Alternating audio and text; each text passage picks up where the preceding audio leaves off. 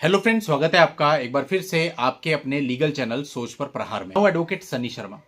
दोस्तों, आज के इस वीडियो में ऑनरेबल सुप्रीम कोर्ट का पति पक्ष में एक बहुत ही इंपॉर्टेंट जजमेंट मैं आपको बताने वाला हूं, जो कि दोस्तों अभी रिसेंट कुछ ही दिन पहले परसों ही आया है। 18 सितंबर 2025 को बिल्कुल लेटेस्ट जजमेंट है। 498A पर आधारित है। पति पक्ष को बहुत रिलीफ दिया गया है। दोस्तों, आज के समय पर होता क्या है कि कोई भी परिस्थिति अगर बनती है ऐसी जिसमें पति की तरफ से कोई स्टेप लिया जाता है, चाहे इवन वो चाइल्ड कस्टडी का केस ही हो, चाहे वो पत्नी को बुलाने के लिए सेक्शन 9 ही करे, चाहे वो उसको एक लीगल नोटिस ही भेजे, चाहे वो अपनी तरफ से डाइवोर्स केस फाइल करे, देखा जाता है कि उसके काउंटर में आपके ऊपर एक केस आ जाता है। दोस्तों, ये परिस्थितियां और भी खतरनाक हो जाती हैं जब पति बाहर रहता है, देश के बाहर रहता है, या फिर बहुत दूर रहता है जहां से उसको आने जाने में बहुत प्रॉब्लम हो सकती है, और जानबूझकर ऐसा किया जाता है प्रेशर मेंटेन करने के लिए। कई बार ऐसा भी होता है कि पत्नी को किसी केस में कोई रिलीफ नहीं मिलता, तो उससे फ्रस्ट्रेट होकर के भी वो इस प्रकार के केसेस कर देती हैं। तो ये सारे तमाम प्रकार के जो मैंने आपको उदाहरण बताया हर रोज देखने में आते रहते हैं।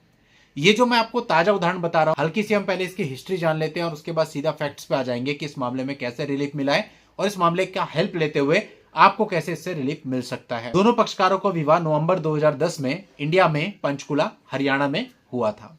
इसके बाद दोनों जाकर के मेलबोर्न ऑस्ट्रेलिया में साथ में रहने लगे। कुछ ही समय के बाद सितंबर 2012 में एक पुत्री का जन्म हुआ। अब दोस्तों, यहाँ पे सिचुएशन ऐसी हो जाती है कि जब बच्चा हो जाए और उसके बाद अगर कोई विवाद हो जाए तो बड़ा खतरनाक होता है, क्योंकि फिर बच्चे की कस्टडी और इसका नेगेटिव इंपैक्ट कई बार बच्चे पर भी पड़ता है। अब हुआ क्या, अनफॉर्चुनेटली यहां पर भी एक विवाद ने जन्म ले लिया और जो पत्नी थी वो चली गई ऑस्ट्रिया। अब दोस्तों, वहां पर फॉरेन में ही एक चाइल्ड कस्टडी का केस फाइल हुआ, जिसमें पत्नी को आदेश हुआ कि बच्चे को वापस ऑस्ट्रेलिया में भेज दिया जाए। और दोस्तों, पति ने अपनी तरफ से ऑस्ट्रेलिया में डाइवोर्स का केस फाइल किया और अप्रैल 2016 में उसको डाइवोर्स की डिग्री भी मिल गई।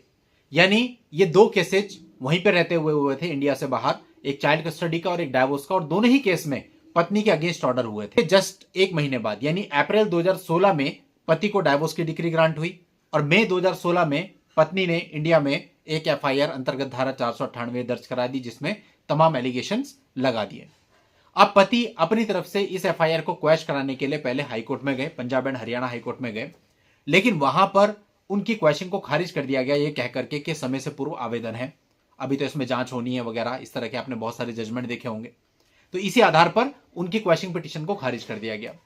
अब इसके अगेंस्ट वो आए थे ऑनरेबल सुप्रीम कोर्ट में, तो यहां पर ऑनरेबल सुप्रीम कोर्ट को अब तय करना था कि इसमें क्या करना है। अब दोस्तों, ऑनरेबल सुप्रीम कोर्ट ने कई सारे पुराने जजमेंट्स का भी हवाला लिया और प्राइमा फेसी ये देखा कि अप्रैल 2016 में पति को डाइवोर्स की डिग्री मिलती है और मई 2016 में उसके ऊपर एक एफआईआर हो जाती है।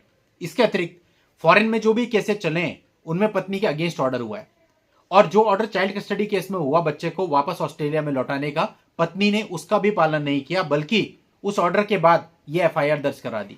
तो ये जो एफआईआर ये पूरे तरीके से काउंटर ब्लास्ट में दर्ज कराई गई है, जो कि डाइवोर्स और चाइल्ड कस्टडी में उसके अगेंस्ट जो ऑर्डर हुए हैं उसके बाद काउंटर ब्लास्ट में ये एफआईआर दर्ज कराई गई है। ये पूरे तरीके से abuse of process of law है, यानी इस पूरे मामले में इस एफआईआर को ऑनरेबल सुप्रीम कोर्ट ने काउंटर ब्लास्ट माना और काउंटर ब्लास्ट मानते हुए ही इस एफआईआर को रद्द कर दिया। अब दोस्तों, इस तरह के मामलों में क्या होता है कि जहां पर पति बाहर रह रहा होता है, तो अधिकतर मामले होते हैं जहां पे वो वहीं बाहर ही डाइवोर्स फाइल करता है, पत्नी को प्रॉपर समनिंग होती है, कई बार वो अपियर होती है, कई बार अपियर नहीं होती है, लेकिन फाइनली जो डाइवोर्स की डिग्री होती है वो पति के फेवर में आ चुकी होती है।